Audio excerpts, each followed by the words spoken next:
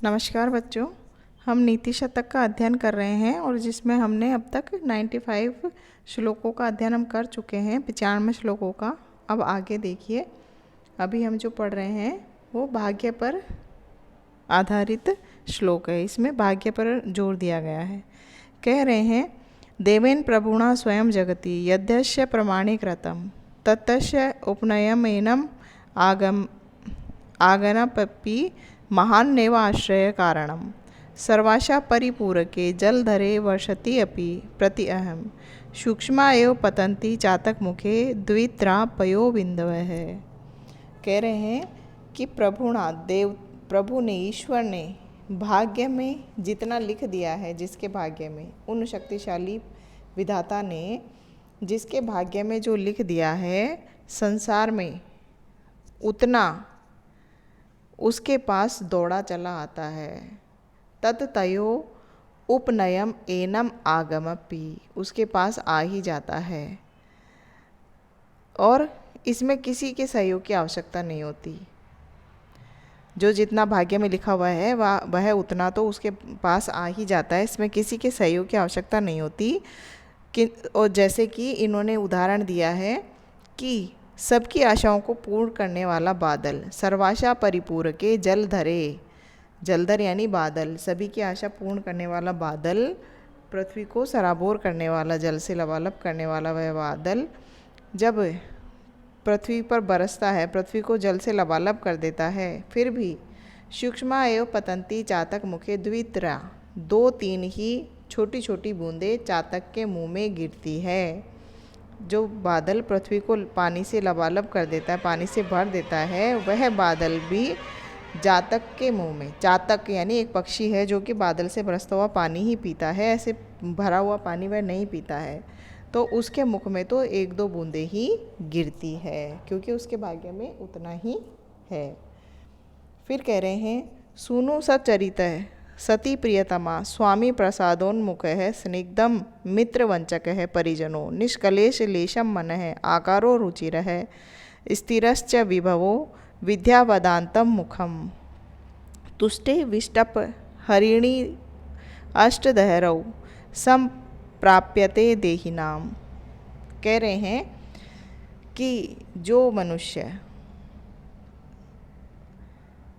संसार का कष्ट हरने वाले, तुष्टे विष्टप हरिणी अष्टदहरौ संप्राप्यते देहिनाम, संसार का कष्ट हरने वाले परमेश्वर यदि संतुष्ट हो जाए, तुष्टे संतुष्ट हो जाए, तो मनुष्य जो है वह सुनु सच्चरित्र है, अच्छे चरित्र वाला पुत्र प्राप्त कर लेता है, सती प्रियतमा और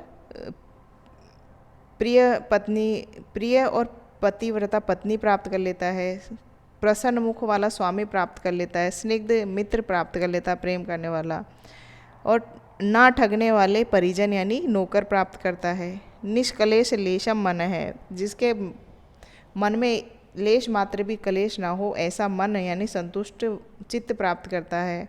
सुंदर आकृति, सुंदर शरीर प्राप्त करता है और स्थायी संपत्ति को प्राप्त करता है और विद्या स्नान से पवित्र मुख को प्राप्त कर लेता है। मतलब कि अगर संसार में परमेश्वर यदि हमसे संतुष्ट हो तो हम सब कुछ प्राप्त कर सकते हैं। फिर कह रहे हैं, नमस्यामो देवान्नो हत विद्ने ते अपि वक्षा विधि वंद्य सो अपि प्रतिनियत कर्मेक फलदः फलम कर्मायत्तम यदि किम अपरै किंच विधिना नमस्त कर्मभ्यो विधि अपि न येभ्यः प्रभवति।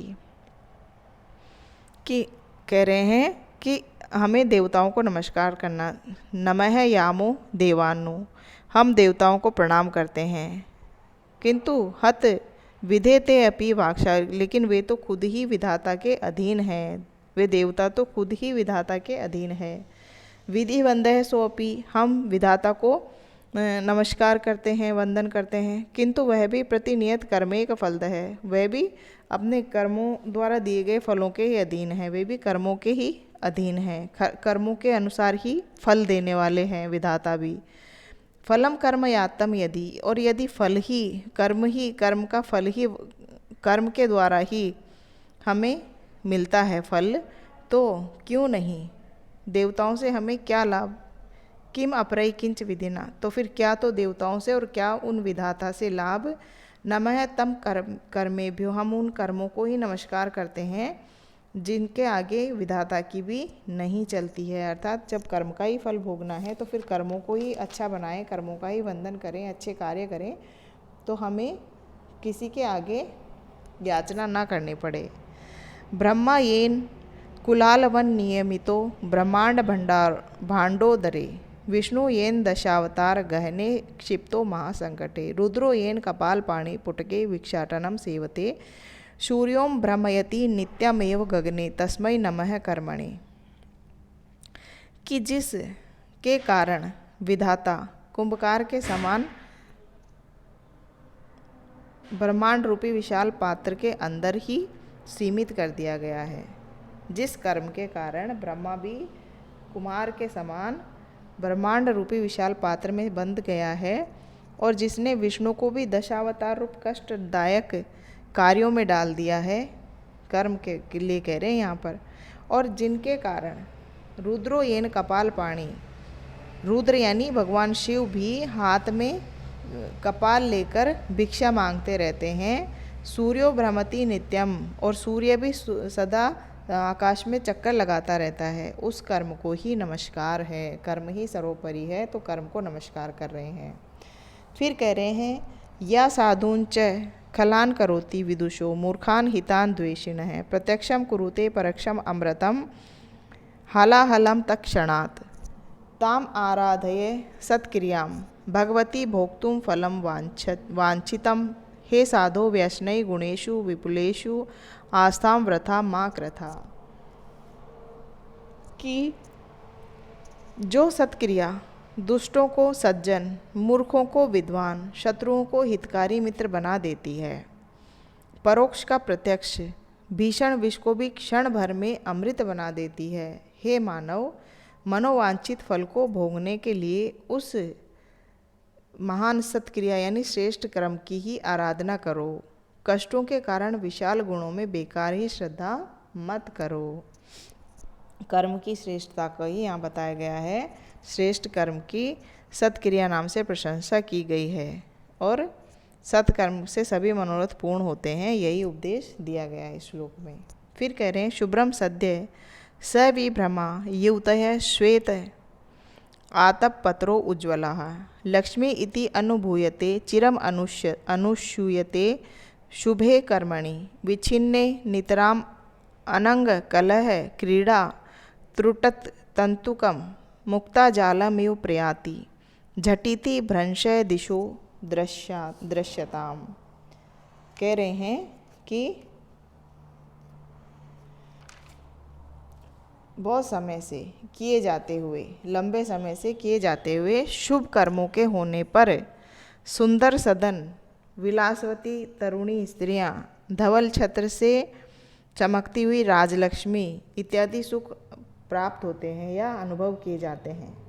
और शुभ कर्मों के क्षीण हो जाने पर ये सारे सुख नष्ट हो जाते हैं, मोतियों की माला के समान बिखर जाते हैं सभी दिशाओं में। तो यानी कि कर्म करते रहना चाहिए। इसमें शुभ कर्म करते रहने पर समस्त प्रकार के सुख प्राप्त होते रहते हैं, और उन कर्मों का परित्याग करने पर सभी सुख टूटी हुई मुक्ति माला के मोतियों की माला के समान सभी दिशाओं में बिखर जाते हैं। तो शुभ कर्म हमें करते रहना चाहिए सदैव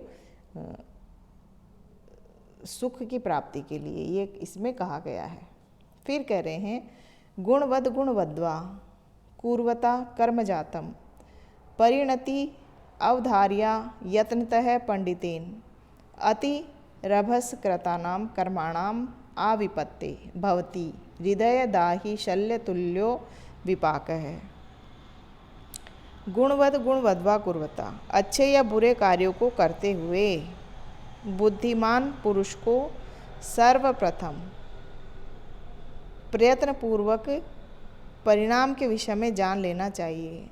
हम जो भी कार्य करें, अच्छा या बुरा, उसके पहले ही करने से पहले ही उसके परिणाम के बारे में सोच लेना चाहिए। यत्नतः पंडितेन यानी विद्वान के द्वारा पहले ही सोच लेना चाहिए। परिणति अवधार्य, उसकी परिणति पर मिलने वाले जो फल है, क्या मिलेगा अच्छा या बुरा, उसके बारे में सोचकर ही कार्य करना चाहिए।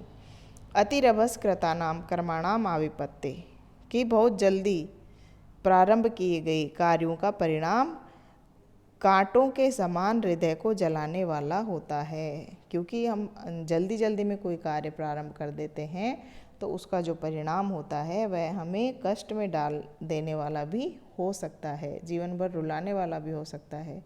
इसलिए हमें अच्छे से सोच समझकर ही कार्य करने चाहिए, क्योंकि कार्यों का फल हमेशा मिलता ही है। भाग्य से हमें कोई चीज़ मिले या ना मिले ये तो भाग्य के ऊपर डिपेंड करता है, लेकिन जो कर्म किया जाता है उसका फल अवश्य ही मिलता है। इसलिए कर्म को जो है वह बहुत ही सोच समझकर करना चाहिए।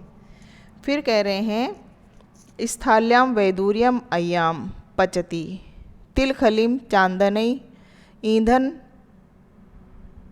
औधई सौवर्णई लांगला अग्रे विलिखति वसुधा अकर्म मूलस्य हेतु हो छित्वा कपूर खंडान वृत्तिम इह कुरुते कोद्रवाणाम समन्तात प्राप्येन एमाम कर्म भूमिम न चरति मनुजो यह तपो मंद भाग्य है। इसमें बता रहे हैं कि जो भाग्यहीन व्यक्ति इस कर्म भूमि यानी कि मृत्युलोक, इस मृत्युलोक में भाग्यहीन व्यक्ति को जो प्राप्त करके तप नहीं करता है, जो भाग्यहीन व्यक्ति इस कर्म भूमि को प्राप्त करके तप नहीं करता है, अर्थात जो कर्म नहीं करता है, अच्छे कर्म नहीं करता है, वह वैदूर्य मणि की रहित थाली को, स्थाल्यम वैदूर्य मण्याम मतलब वैदूर्य मणियाँ जिसमें भरी हुई है, ऐसी थाली को, ऐसी थाली में चंदन के ईंधन से तिल खली को पकाता है। वह क्या करता है, अगर इस मृत्युलोक में आकर भी कोई व्यक्ति तप ना करे, कर्म नहीं करे, अच्छे कार्य ना करे, जिसमें बहुत कठिनाई होती है, इसीलिए यहाँ इसको तप का नाम दिया गया है, वह नहीं करे तो मानो वह वैदूर्य मणि से भरी हुई थाली में वह चंदन के ईंधन से, जबकि चंदन इतना कीमती होता है, उसको ईंधन के रूप में कोई भी काम नहीं लेता है, उसको तो घिस के माथे पर लगाया जाता है, उसके ईंधन से तिल की खली को पकाने का काम करता है। मतलब एकदम तुच्छ कार्य करता है वह अच्छे अच्छे साधनों के द्वारा। और छित्वा कपूर खंडान वृत्तिम इह कुरुते कोद्रवाणाम समन्तात, और दूसरा क्या करता है, स्वर्ण रचित फालों से आग की मूल के रूप में भूमि को जोतता है और कपूर के खंडों को काटकर कोद के चारों ओर बाड़ लगाता है। छित्वा कपूर खंडान वृत्तिम इह कुरुते, कोद एक फसल होती है जो कि एवं ही उग जाती है बारिश के दिनों में, तो उसके चारों तरफ बाड़ लगाने की आवश्यकता ही नहीं है। लेकिन अगर कोई व्यक्ति कर्म नहीं कर रहा है तो मानो वह क्या कर रहा है, अगर अच्छे कर्म नहीं कर रहा है तो वह क्या कर रहा है कि आक के फूलों की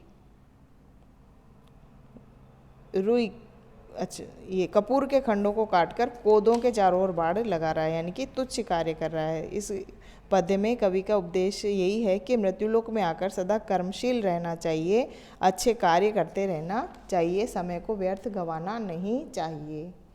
फिर कह रहे हैं नेवाकृति फलति नेवम कुलम न शीलम विद्यापि नेव न च यत्न कृतान्पि सेवा भाग्यानि पूर्व तपसा खलु संचितानि काले फलन्ति पुरुषस्य यथेव वृक्षाः। न तो सुंदर आकार फलता है, न ही श्रेष्ठ कुल फल देता है, चरित्र विद्या भी फल नहीं देते हैं, प्रयासपूर्वक की गई सेवा भी फल नहीं देती है। जैसे वृक्ष समय आने पर ही फल वाले होते हैं, वैसे ही मनुष्य के पूर्व जन्म के कर्म ही जो संचित हैं वे ही भाग्य पर फलीभूत होते हैं। अगर हम सुंदर हैं तो कोई काम का नहीं है, अगर अच्छे कुल में हैं, अच्छी विद्या, सब कुछ है, लेकिन जैसे वृक्ष समय आने पर ही फलवान होते हैं, वैसे ही हमारे कर्म भी, पूर्व जन्म के जो कर्म हैं वे भी अब फलवान होते हैं, समय आने पर ही वह हमें फल देते हैं। कर्म भी समय आने पर ही फल देते हैं, इसमें ये कहा गया है। मतलब कि पूर्व जन्म, इस जन्म में हम अच्छे अच्छे कर्म करके एवं ही मर जाएं तो भी हम अगले जन्म में उनका फल भोगते ही हैं, यानी कि कर्मों का फल कभी भी व्यर्थ नहीं जाता है। इस पद्य के कहने का यही तात्पर्य है। फिर कह रहे हैं, मज्जत्वा अंबसी यातु मेरु शिखरम शत्रुन जयतु वाहवे वाणिज्यम कृषि सेवने च सकला विद्या कला शिक्षताम आकाशम विपुलम प्रयातु खगत्व कृत्वा प्रयत्नम परम ना भाव्य भवती है कर्मवशतो भावस्य नाशः कुतः। इस श्लोक में कह रहे हैं कि जल में डूब जाए चाहे मनुष्य, सुमेरु पर्वत की चोटी पर चढ़ जाए, शत्रुओं को युद्ध में पराजित कर दे, व्यापार कृषि सेवा सभी विद्याएं और कलाएं सीख ले, अत्यधिक प्रयत्न करके पक्षी के समान विशाल गगन में भी उड़ जाए और इस संसार में कर्म के अधीन होने से अनहोनी नहीं घटती है, तो फिर अवश्यम भावी का नाश कैसे हो सकता है। यानी कि जो होना होता है उसका तो होकर ही रहता है। कहने का तात्पर्य इसमें यह है कि कर्म से भी ऊपर मनुष्य का भाग्य है, जो कि उसका फल उसे भोगना ही पड़ता है। तो इस श्लोक में कवि यही शिक्षा देते हैं कि समस्त घटनाएं कर्म के अधीन है, होनी होती है वह होकर ही रहती है, और जो होना होता है उसे किसी भी परिस्थिति में टाला नहीं जा सकता। तो इस प्रकार बच्चों, आज हमने 105 श्लोक तक अध्ययन कर लिया है। इसके आगे हम अगली कक्षा में अध्ययन करेंगे।